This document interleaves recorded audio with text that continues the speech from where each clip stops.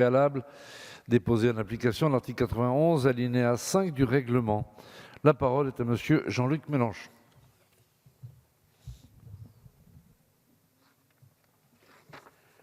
Monsieur le Président, Messieurs les ministres, collègues, nous savons parfaitement que notre motion de rejet sera repoussée et que vous ne résisterez pas à nous dire que si elle était adoptée, le pays serait privé des avantages que vous pensez proposer dans votre texte de loi. Mais où? Mieux qu'ici. Quand?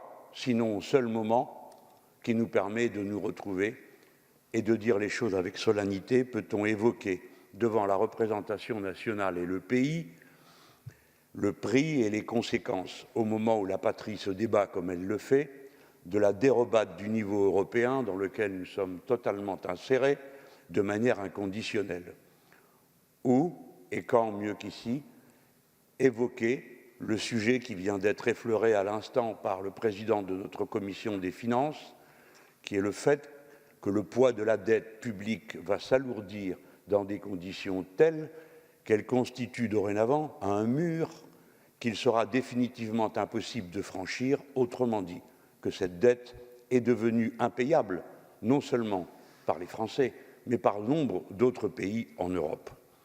La dérobade de l'Europe, elle apparaît quand l'Europe décide, après avoir refusé d'une manière offensante au gouvernement français, et je le dis quoique je ne sois pas d'accord avec la proposition des eurobonds, après qu'on ait refusé de manière offensante au gouvernement français ces eurobonds, un vote pour 540 milliards d'interventions dont beaucoup se vantent alors même qu'il faut le mettre en rapport avec, d'une part, la richesse produite annuellement par l'Europe qui est de 12 000 milliards et de la dette publique cumulée européenne qui est de 11 000 milliards.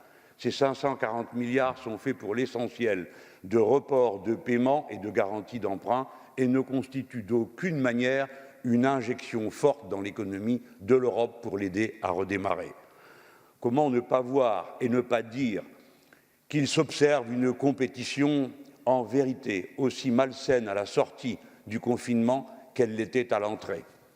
Que dès lors que les Français décident de sortir du confinement, quoi qu'on pense de cette sortie, le 11, le gouvernement allemand décide de sortir le 4, une semaine auparavant. Et qu'alors même qu'on traite des conditions dans lesquelles le confinement pourrait s'organiser, on observe que 100 000 travailleurs roumains ont obtenu des visas et des possibilités, pardon, pas des visas, une possibilité d'entrer sur le territoire de la République fédérale allemande et peut-être demain sur celle de l'Italie pour faire les cueillettes de saisonniers, alors même que la Roumanie est astreinte encore à cette heure à un confinement décidé par son gouvernement. Comment ne pas voir que cette compétition augure fort mal de ce qui se passera ensuite? Le ministre Le Maire, avec beaucoup de lucidité, a dit à la Commission que la zone euro exploserait si elle était confrontée à un développement trop inégal des économies à la sortie de la période du confinement, et il a raison. C'est la raison pour laquelle nous devons nous en inquiéter et comprendre qu'une telle explosion ne serait source que de chaos et en aucun cas de rectification, comme beaucoup d'entre nous le souhaitent, du cours de l'histoire européenne. De cela, au fond, il n'est question que d'une chose. L'Union européenne refuse de voir ce que va peser la dette sur nos économies. Et je le dis, on ne peut avoir pour projet, pour la jeune génération, pour le siècle qui vient, que celui qui se résumerait en une formule « vous devez payer la dette ». Il est donc temps de trouver une solution qui ne soit aucune de celles qu'on a connues dans le passé. Nous ne pouvons pas payer. D'autres non plus ne pourront pas payer. Il n'est pas acceptable que l'on se mette en banqueroute car ce serait le chaos. Il n'est pas souhaitable que l'on se mette en hyperinflation car cela serait destructeur. Et évidemment, personne n'envisage la guerre comme une solution telle qu'elle a été appliquée dans le passé. Il ne reste donc qu'une possibilité à faire solennellement. Et nous déplorons que vous ayez refusé en commission notre amendement proposant un rapport sur cette question.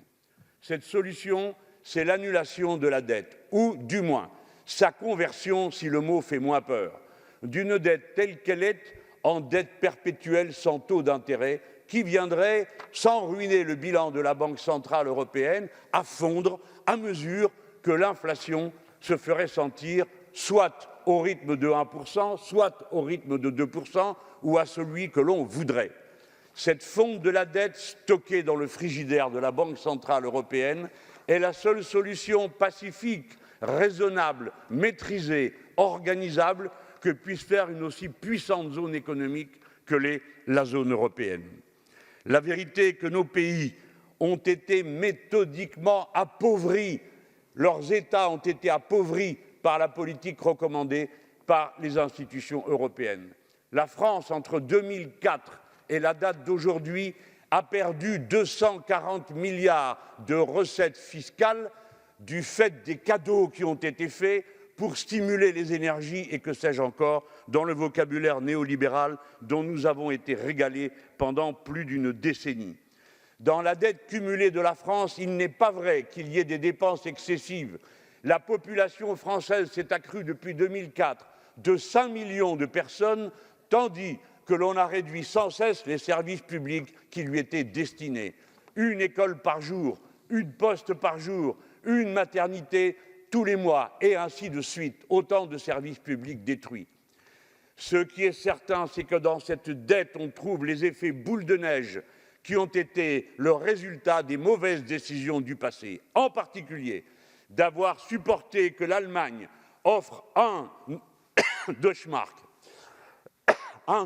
de l'Ouest en échange d'un Deutschmark de l'Est, créant un danger d'inflation qui a conduit tous les pays d'Europe à augmenter leur taux d'intérêt. Cela a coûté, d'après nos propres instituts, jusqu'à 400 milliards d'euros à la France. Aujourd'hui, payer encore cette différence qui n'était due à aucun retard économique de notre part, sinon au caractère toujours unilatéral des décisions que prend l'Allemagne sans tenir aucun compte de ses voisins. Dans ces conditions, nous savons que d'autres pays ont compris que si se présentent sur le marché financier international en même temps toutes les économies avancées pour y faire de nouveaux emprunts, alors les taux d'intérêt bondiront. C'est la raison pour laquelle la Banque centrale d'Angleterre a décidé de prêter directement au gouvernement anglais. C'est la raison pour laquelle le gouvernement fédéral des États-Unis a ordonné à la Banque centrale, pourtant indépendante des États-Unis, de racheter, chose incroyable, la totalité de la dette publique et des dettes privées des États-Unis d'Amérique, abolissant ainsi au paradis du capitalisme la seule règle qui le justifiait, c'est-à-dire le risque. Il n'y a plus de risque capitaliste aux États-Unis puisque la Banque centrale fédérale a tout racheté, doublant son bilan, sans vergogne ni sans aucune gêne, parce qu'ils ont compris que sinon, sur le marché financier, l'argent qui sera emprunté coûtera affreusement cher. Aujourd'hui, quelle est la situation ? 45% du bilan, c'est-à-dire des encours de la Banque centrale européenne, sont constitués de titres des États qui composent l'Union européenne. Pour ce qui concerne la France, 18% de la dette de la France a été rachetée par la Banque centrale européenne aux banques privées. Si, en effet, les traités tels qu'ils sont, et on voit bien pourquoi il faut les changer, nous interdisent d'exiger aujourd'hui, séance tenante, puisque les Allemands ne veulent rien entendre, que la Banque centrale européenne prenne en charge un financement direct des États à taux zéro ou à taux négatif, nous avons cependant la possibilité, en tant qu'actionnaire de cette Banque centrale européenne, d'exiger que la part de la dette française contenue dans le bilan, c'est-à-dire 18% de son total, soit transformée en une dette perpétuelle, puisque c'est le terme que l'on donne pour appeler ce genre de titre, dette perpétuelle sans intérêt, encore ne vous suggère pas des intérêts négatifs, ce qui est pourtant le cas aujourd'hui du loyer de la Banque centrale européenne. Disons à intérêt nul. Eh bien, cette dette, alors, représenterait la totalité de ce que vous avez engagé en nouvelles dépenses pour tâcher de surmonter le risque de la récession. Je dis bien la totalité. 18% de la dette de la France serait instantanément retirée de son total. Et si on étendait à la totalité des dettes publiques de la zone euro la transformation en une dette perpétuelle, la France, pour sa part, retrouverait la capacité d'emprunt, je dis bien dans les critères de Maastricht. Vous voyez qu'à cet instant, je n'en sors pas.